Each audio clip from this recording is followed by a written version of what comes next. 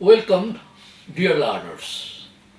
So far, we have discussed about Indian bronze, and we know it's a long, long tradition that this bronze sculpture making is going on. The first instance I have already discussed, that is the dancing girl from Mohenjo-daro or Indus Valley civilization.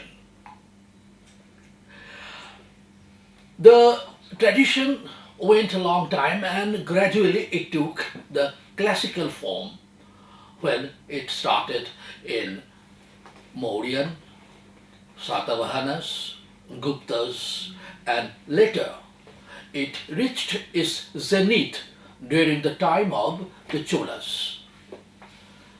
Though classical bronze of India, world famous, nonetheless, we should not forget our rural artisan and artist. The folk artists were equally expert and aesthetically in the top in making such bronze sculptures or small statuettes. Interesting part of the whole thing is this: the traditional folk artists followed almost same technique and same artistic form from long, long time, generation after generation. If we study the dancing girl of Mohenjo-daro, one thing will be very clear that this tradition is again was carried to the time of the recent years. That is the Dokra sculptures. Let us study the differences and similarity between the classical form of Indus Valley dancing figure bronze sculpture and tribal artist of Dokra style here. Some of the things are almost same. You can see the technique is again Madhuchrishta or lost wax process. They use fillets or thread like wax in both the cases. But one thing is more interesting about the Indus Valley sculpture, that is dynamic quality. The figure has immense movement. The dancing movement of the female figure is outstanding. On the contrary, you will find in the tribal art there's a little bit of static in nature, and the more interest is given to the decorative quality of the Dokra sculptures. Let us first know how Dokra people they make their sculptures. Dokra sculptures is actually the name of a style. This is practiced in different part of central and eastern India. Madhya Pradesh, Bastar is very famous for that. Purulia, Odisha, there are some other centers where still these folk artists are preparing Dokra sculptures. Dokra followed the same style and same kind of format for long, long time. The artists of this place, when they are interviewed, they said, we don't make much difference between our style in the modern time and our grand forefathers had done for long, long time. The Dokra sculptors, they followed a long tradition in the same way their forefathers did. They used the same technique, same format, and same aesthetic quality. But recently, some Dokra artists are adding some new elements in their work. The technique is very simple. It is little different from the classical sculptures like Nataraja, Parvati, and others because they cannot sell it on a very, very high price. So the materials are also very limited, and the source of getting the material is not very wide. For this reason, they restrict themselves in few things that we are going to discuss. First thing, they need clay. With clay, they make a model. This is a clay model.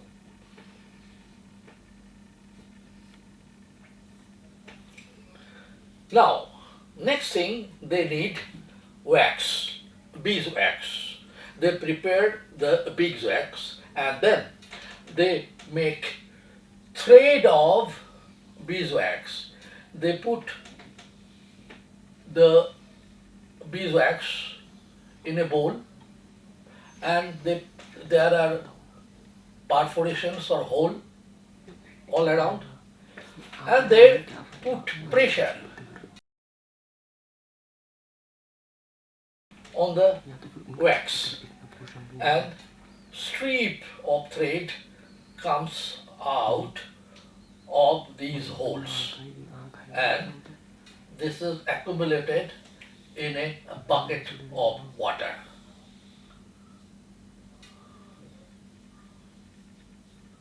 And it cools down totally and make a lot of just wax threads.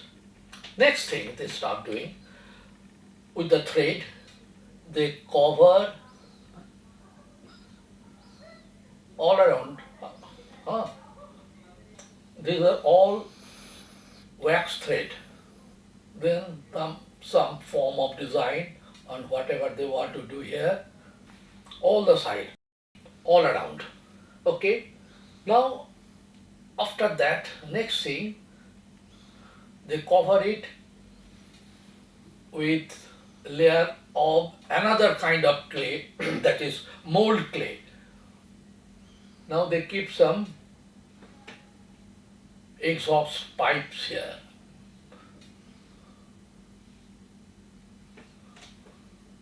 Now whole thing is now the image of the bird is now covered with clay. Now this whole thing is put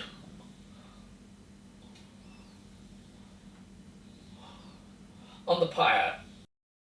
This is the fire, they put it here. So what happens? The wax comes out of this exhaust pipe,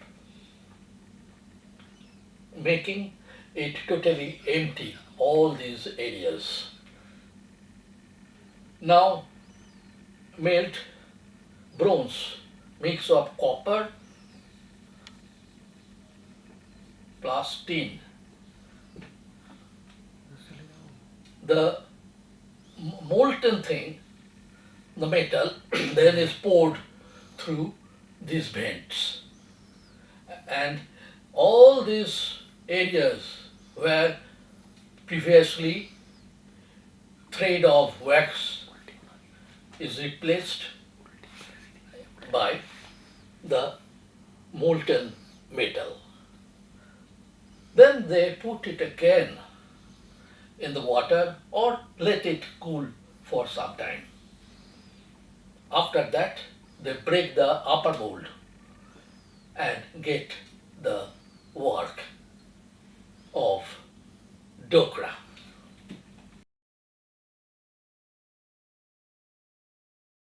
This is a beautiful example of a Dokra work. You can see that same kind of fillets or threads of wax have been used as it had been done in a long time back in Mohenjo-daro. Look at the arm of the dancing girl. The bangles are done with thread of wax or the fillet of wax all around the arms of that girl. In the same way, you will see that horse has so many fillets or thread of wax around it and till the head of the horse. The human figure or the rider of the horse has been done separately. It is not done in the same way. So later, after doing that, they placed the figure of the rider on the back of the horse. So this is the technique we see which had been used a long time back, still continuing by the artists of Dokra style. As we have seen, as a medium, bronze or metal was very popular both for the folk artist and the classical artist. In the same way, the popularity of bronze medium does not cease even in this age. Many modern sculptors, both in India and abroad, they prefer to use bronze. It has a lot of facilities, durability. You can bring different kind of patina or different colors, and also it is easily modeled first in the clay, later it is given a permanent shape in the terms of bronze. In India, the earliest sculptors, they started, I mean modern sculptors, contemporary sculptors, they started work in bronze also. Devi Prasad Rai Chaudhary was student of Abhinandan Tagore and belonged to Bengal school. Though he did lot of painting, but his first love was always sculpture. His sculpture is also very different in attitude and style from the Bengal school painting. They are robust, masculine, and heavy in nature. One of his very famous work is Triumph of Labor, now in Delhi. It shows four laborers are trying to pull a heavy rock. Most critics and art historians think it is symbolic representation of our freedom struggle. All kind of religious people in India, Hindu, Muslim, Christian, Sikhs, they participated in the same zeal to free India from the clutch of the British rulers. So it was an enormous effort for them, and these four human figures actually representing our Indian people. It's a beautiful sculpture in bronze. Next one I'm going to discuss, that is the work of Ram Kinkar Bej. In fact, we believe, and most of the art historians believe, that he is the first modern sculptor in India. Ram Kinkar Bej was from a rural area, came to Nandalal Bose to learn painting again, but again he preferred sculpture and he started sculpturing. Shantiniketan was such a melting pot where different cultures, different kind of people came and stayed and taught the students. One such teacher came from France who brought with her the style of modern Cubism. Rabindranath Tagore was an image of great patriot, poet, and at the same time Nobel Prize winner. Ram Kinkar Bej wanted to make a portrait of Rabindranath Tagore. In fact, he did 3 or 4 such portraits of Rabindranath Tagore. I choose one that is absolutely abstract or geometrical or cubist in appearance. The whole face of Rabindranath Tagore has been transformed into some geometrical shapes. The beard in the shape of steps, eyes bright and bulging, that is the symbol of his greatness as a poet, as a writer, and don't forget, he was a great painter also. The whole personality of Rabindranath Tagore has been captured by Ram Kinkar Bej in this beautiful geometrical or cubist sculpture in bronze. So, dear learners, we have discussed almost in detail about the evolution and history of Indian bronze from Mahenjo-daro period to the recent time. The first example we get, that is a dancing figure, on which I discussed a lot. Not only that, there are so many such sculptures in bronze we find in the Gupta days also, particularly one is very important, the Sultanganj Buddha standing figure. After that, we come to the Pratihara and other period in which also such sculptures are made by the sculptors of India. When the British came to India, they brought with them different kind of technology and technique of metal sculpturing. They established 4 or 5 art schools in Mumbai, Kolkata, Lahore, and also in Allahabad and Madras.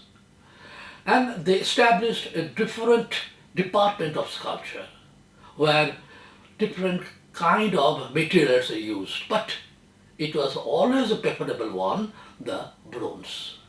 Bronze sculpturing had a lot of problems in the studios also because they need clean, then different kind of acid and other thing. So it is not very easy to maintain a studio of metal sculpturing. In spite of that, we find a lot of good students and artists came out of these art schools and art colleges. And in this way, we'll find in modern age, there are so many sculptors, they are working again in same technique and same medium. Particularly for portraits, for outdoor sighting is very important, and it is only the bronze that last long, even better than marbles. So we have seen how the evolution of bronze ultimately reached the recent age and artists are still practicing it. And I hope this have encouraged you to follow up the technique and material of bronze as your sculpturing. Thank you for listening.